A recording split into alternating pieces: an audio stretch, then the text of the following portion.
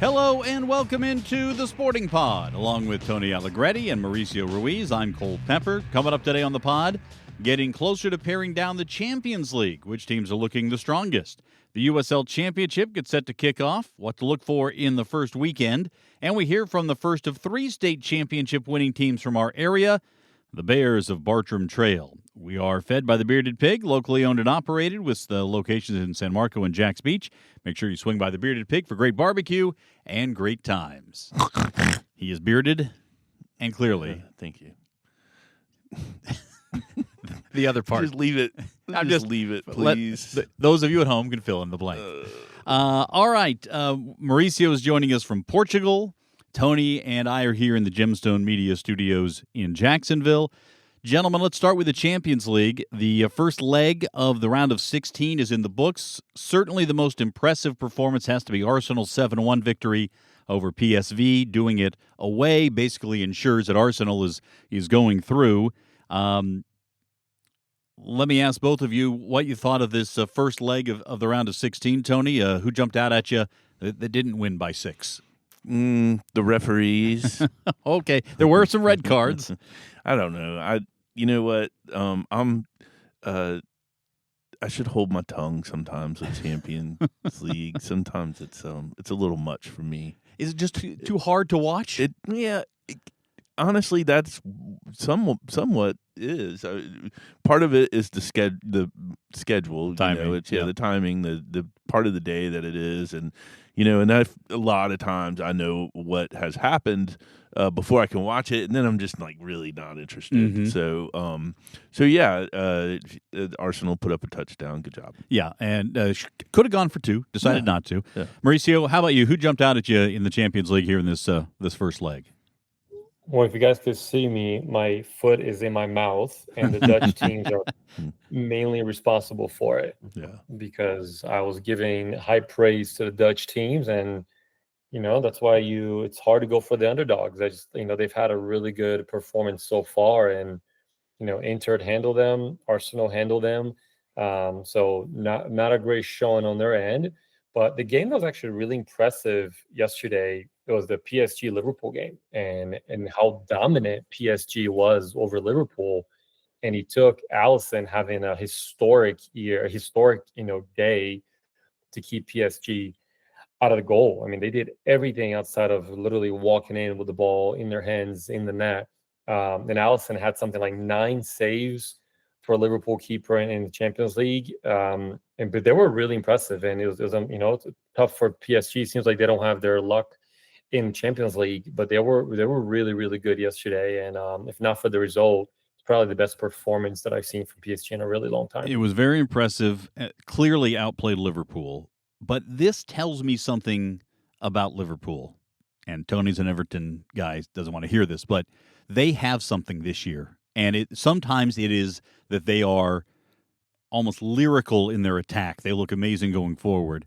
And sometimes they just have that knack. And when you have a team that can be aggressive and flowing and explosive in the attack, and then they figure out how to win when they're not at their best, those are tough teams to beat. Yeah, it goes back to really, Mauricio hit the nail on the head. It's goalkeeping. I think Everton would be in the championship right now if they didn't have England's number 1. And so when you can rely on your keeper not just to not make mistakes, but to play a blinder, then you're going to go far. So we've got these away teams winning, and in some cases very handily, and certainly getting the upper hand in the first leg. Aston Villa 3-1 over Club Bruges. Arsenal, we mentioned 7-1 over PSV. Inter 2-0 over Feyenoord. Barcelona beating Benfica 1-0. 10-man Barcelona. They finished with 10. That was a pretty early card, too, wasn't it? First half, I think. Yeah. They played three quarters of the game. Yeah. With, 22nd minute. Yeah. To Cabarsi. So that was a very impressive performance. And then Barcelona winning 1-0, 10-man Barcelona, winning 1-0. Certainly doing it in that fashion, very impressive. So we'll see what happens in the second legs. But Bayern winning at home by 3 puts a tough crimp in 10-man Leverkusen. Dortmund and Lille 1-1. So that's up for basically anything to happen in the second leg next week. So we'll see how things play out there. Was that at Lille or was that at Dortmund? That was at Dortmund. Okay. Yeah. Wow. Yeah. So good performance by Lille. Very good for Lille. Yep. Yeah. Got an away goal in there, which not what it used to be, but nonetheless. Old gray mare. Exactly. What she used to be. So we will get back to the Champions League next week. Hey, we want to remind you that season tickets are now on sale for the USL Super League 2025-2026 season. Season tickets start as low as $10 per game for students, $12 per game for supporters, and $15 for general admission. Premium, reserved, and field side seating is also available. Those field seats are going fast, so if you want to have that kind of ultra premium experience, you should jump on that. You can join the movement by going online to sportingjacks.com/tickets and be a part of the movement and herstory or her story, however you want to do it. All right. That's the USL Super League. The USL Championship kicks off this weekend. 22 of the 24 teams are in action. Are we going to talk about Super League again, or can I stick something in real quick before Go ahead. I'm sorry. Yeah, no. I feel like I can ruin any meeting, any podcast. Okay, Super League. They've had some friendlies, right, before they came back. Mm-hmm. And Tampa played Gotham. Yes, mm-hmm. Tampa played Gotham, drew. Yeah, and then went to PKs. For some reason, was it some kind of cup, or they just felt like... I mean, why not get some practice on PKs? Yeah, okay, cool. And then they lost on PKs, which is a bummer. And then you saw that Gotham also beat Fort Lauderdale, but only 2-1. Mm-hmm. And so I'm just wanted to throw that in because next week it'll be too stale to bring up. But I thought that was great. The crowd looked great in Tampa for that. Yeah. I was in Tampa at St. Pete that day, but decided to drive back instead of going to the match. And now I kind of wish I would. Yeah, I think from when you talk about, don't want to get too deep into this because 2 games doesn't give you a full sample size, but. The rank and file in NWSL and the top half of the roster in the USL Super League are going to be pretty comparable. Yeah. The stars right now, because of 10 years to build that league in NWSL, the top stars are certainly the best players. Yeah, and a lot of them were called up, and not a apples to apples yet, but still. Yeah. Pretty promising. But nice to see that. Yeah, nice to see that it was competitive. All right, Indy and Rhode Island will start next week in the USL Championship. But I want to get picks to win each conference from each of you and the most interesting storyline that you're looking forward to as the season unfolds. Mauricio, let's start with you. Who are you picking in the East? Who are you picking in the West? Ooh, that's a good one. Who am I picking? I think in Battery, it has to be. I mean, they're knocking on the door, and they've just had a huge signing this year at a forward position. And they've looked as good as anybody in the last 2-3 years, in many different ways. They've evolved as a team, and I just think that I think they're due a win. So I will go with Battery. I think that's a pretty good choice in the East. You can never go wrong picking Lou City, but they have lost some firepower here in the offseason.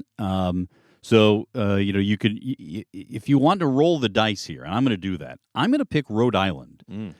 They came out of the gate strong last year. Yeah, that's a real courageous pick. They're a finalist. Well, again, okay. But finished 5th overall last year. True. Did have a good run. I think what's going to make a huge difference for them is when they move into their new stadium in May. Yeah. I think that's going to completely transform that. And they have certainly put some money in terms of what's happening on the field there. So I'll go with Rhode Island as my pick here in the East. Tony? Man, this is a tough one because it's like the beauty of the championship is you really don't know. Mm-hmm. I think both of those are pretty safe picks from you guys. Which we didn't pick Miami, if that's what you're saying. I'm just saying. Well, so let me do that. All right, you're picking Miami? No. I'm going Boulder. Okay. I'm going to the freshly promoted Lexington. Oh, yes. Okay. They have everything they have all of Kentucky to fight for. True. So All right. Yeah. That's a bold pick from Tony. Yeah. Mauricio, how about in the West? You know, since Tony likes to criticize obvious picks, I just, I'm going to try. I'm not really criticizing you. I'm just saying that you're weak and Well, have no courage, not brave. How about I go with New Mexico United? Okay, yeah. They were really impressive last year. They could score a lot of goals, and their coach has now moved on to MLS, to FC Dallas, but they get what potentially could have been the best coaching job of the season last year, out of Vegas, out of Las Vegas Lights. They get their coach. And so New Mexico's a really good team. They're really good structure. They have the beautiful fan base that's supportive. They're moving into a new stadium in 26 from what we believe. And they're getting a really sophisticated, progressive coach that could be the difference for them. Tony? I'll just go Las Vegas. All right, I like them. You're sticking with that? I like them. Yeah. I'm gonna, and you're gonna think this is a layup. Another layup. Another fifth place team from last year. Oh, Sacramento. That's not that bad. Sacramento actually, Republic had a terrible finish to the regular season last year. Yeah. But this franchise does seemingly everything right. I mean, they really have their ducks in a line. So I'm going to go. I picked them again to win last year. Didn't work out. I'm sticking with Sacramento Republic. So I'll have a couple of fifth place teams from last year on top of the table by the time things wrap up. What storylines for the season are interesting you here, Mauricio? I always like to see how teams come up from one division to the other. North Carolina last year, and this year's Lexington. And I think it's just really interesting the way that they have put together the organization. They have a brand new stadium that was kind of launched mid-season last year. Oh no, it was the Super League that launched the stadium this year. Yeah, and so they have Lexington. It's a really cool community. They have a great logo, the horse there, and they got the tradition, the natural rivalry with Lou City next door. They've rebranded the entire coaching staff. So, I think Lexington has a really interesting project, and and they have some ambitions to be on top of the league. So I'm not going to say a team for storyline. I'm going to say the fans, because we've got so many kind of developing stories, especially around stadiums. Like Sacramento's working on a new one. The MLS has ambitions for them, sort of salivating over them. Same thing with Indy, right? You got a bunch of you've got a handful of teams that kind of their future's kind of up in the air, where if this season their fans really show up and it becomes abundantly clear that they're gonna finish their real estate deals and do all that, then you've got a real, I think, chance for the supporters to make a difference for them. And so I'm going to keep an eye on, really crowd sizes and in some of these places where you want to see new blood, new energy. Also all of that against the backdrop of the first division plan that's been rolled out by USL. We'll have more details on that, we hope, as time goes on. I saw some reporting that they'll begin allowing teams that are currently in the USL ecosystem to start petitioning or registering, signing up for whatever the I think maybe you give your sort of LOI kind of thing, your intent. However that is, however that's handled here in the next couple of months. Yeah. So we'll see that. The other, and I'll go off a little bit, semi off the field. Half of it is on the field, half of it is off. I want to see what the Jägermeister Cup expansion does and what it looks like, and how those USL League One teams compete with championship teams, what kind of support there is for that, with so many questions about how things are going to be managed going forward with US Open Cup. This also gives some opportunity for that, and when you start thinking ahead with the first division plan for, let's just say the USL Premier, the Jägermeister Cup at some point can serve in the same role, minus MLS, if MLS decides to It's what bail out. It's what everybody wants. Yeah. It's head to head. You Yeah. have your communities, facing off. You have, I think Milwaukee joins the league. It's going to be Milwaukee versus Madison. How awesome is that? Right. Like the freaking cheese curd cup or whatever. Like all these matchups are going to be really fun. Now, are all of the championship teams in it, or is it just kind of select? I know they're in it. Yes. Okay. Yeah. Not everybody starts. So it's a league. same. It's not a league cup. It's kind of like a league. It's kind of like a league cup, or it's kind of like the EPL, little whatever, FA Cup ish. Yeah. Of that in that regard. Yeah. So I think we can sort of brand it in that way for sure. All right. Well, those are some storylines we'll be following as the USL Championship season gets set to kick off. Reminder, you can see more about Sporting Jacks and what's happening around the world of soccer on the Sporting Jacks Report most every Saturday at noon on NBC 12. That will be the case this weekend. Next weekend, by the way, it's a move to Sunday at noon. There are a couple other dates where it'll be at 12:30 on a Saturday or whatnot with all the obligations on NBC with their sports coverage. But for the most part, just hit that record on your DVR. You don't have to worry about when it pops up. It'll record, and then you can watch what happens each and every week. Mauricio, Becky Burley, and I. And this week, we're going to be talking to and hearing from the Bartram Trail girls soccer team that won a 4th state title. They scored a goal in the final 20 seconds of the second overtime to beat St. Thomas Aquinas. An amazing run. We'll hear a lot about the team and what this means to the Bartram community and to the girls soccer community in Northeast Florida at large. But I wanted to play for you what 4 of the stars of that team, 4 of the 11 seniors on the team told me. This is Eden Freeman Warren, Brooke Gose, Victoria Karstens, and Lacey Viola. And then you'll also hear from head coach Jen Rodriguez.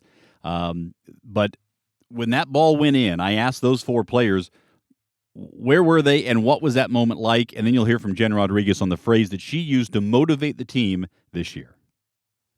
When the ball went in, I'm pretty sure I was outside the box waiting to see if it popped out.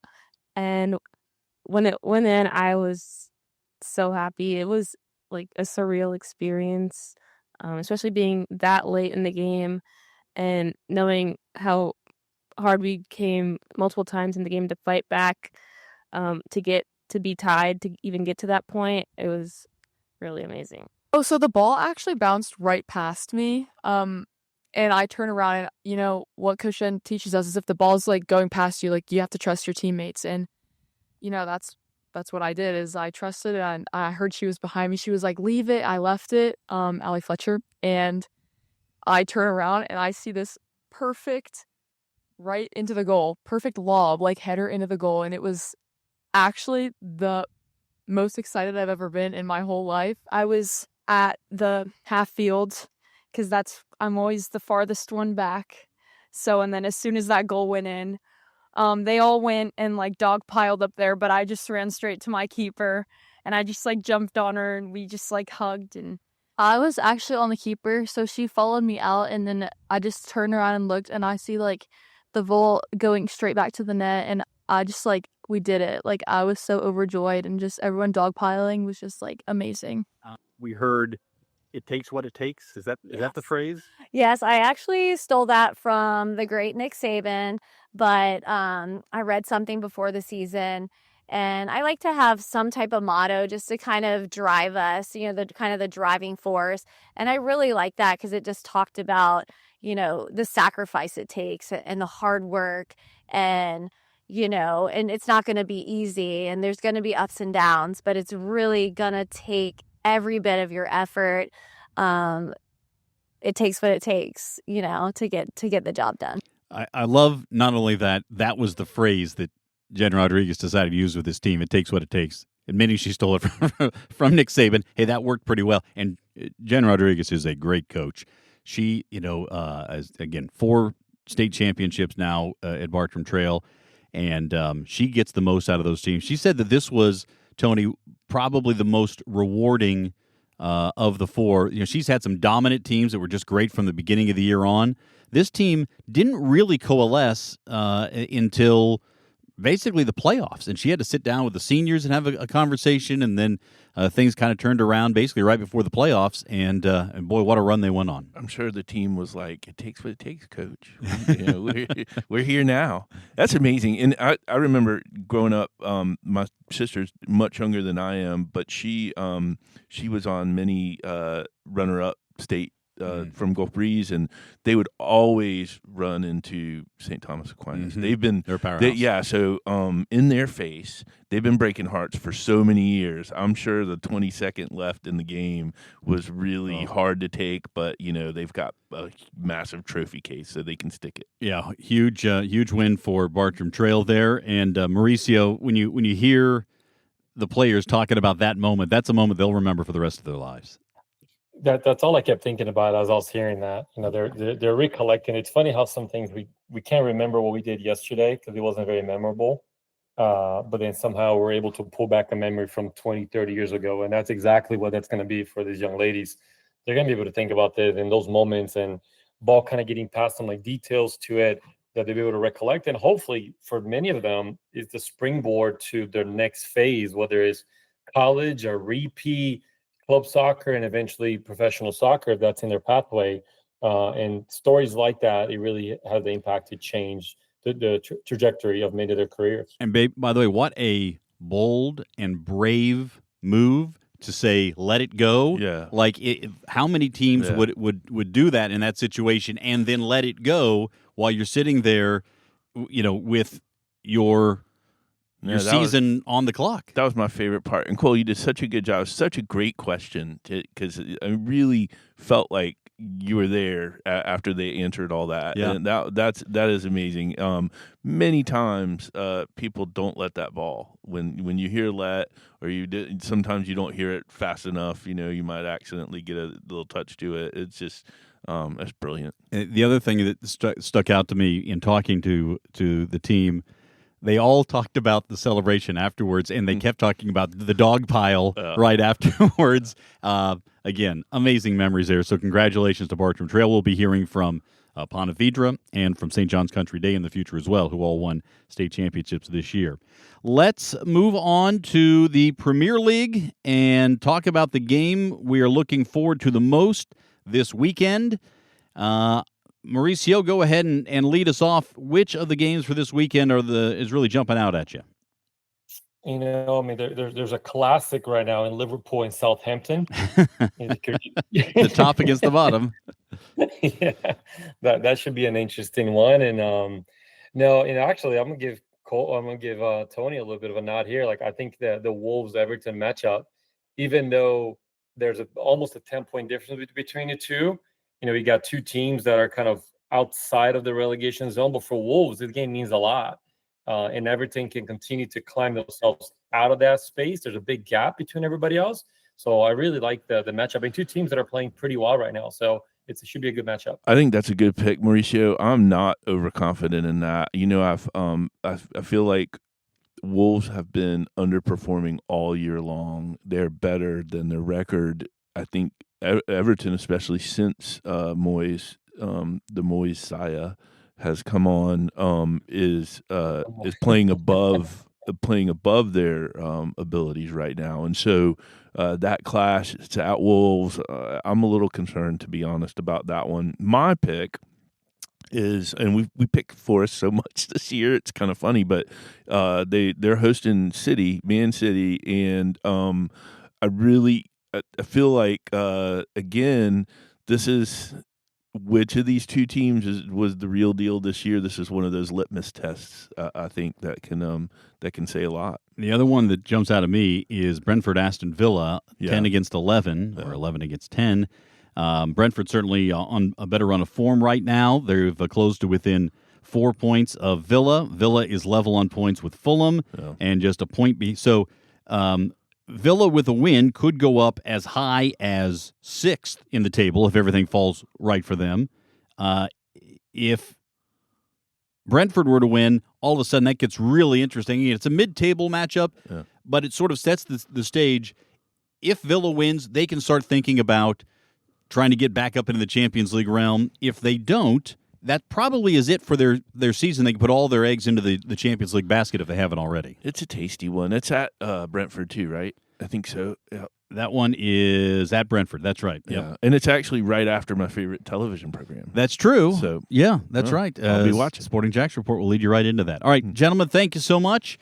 For all the listeners, want to please urge you, if you enjoy listening to this podcast, share it with your soccer fan friends. Make sure you subscribe on your favorite podcast app or platform. And every week we'll bring you some of the inside of what's happening with Sporting Jacks and elsewhere.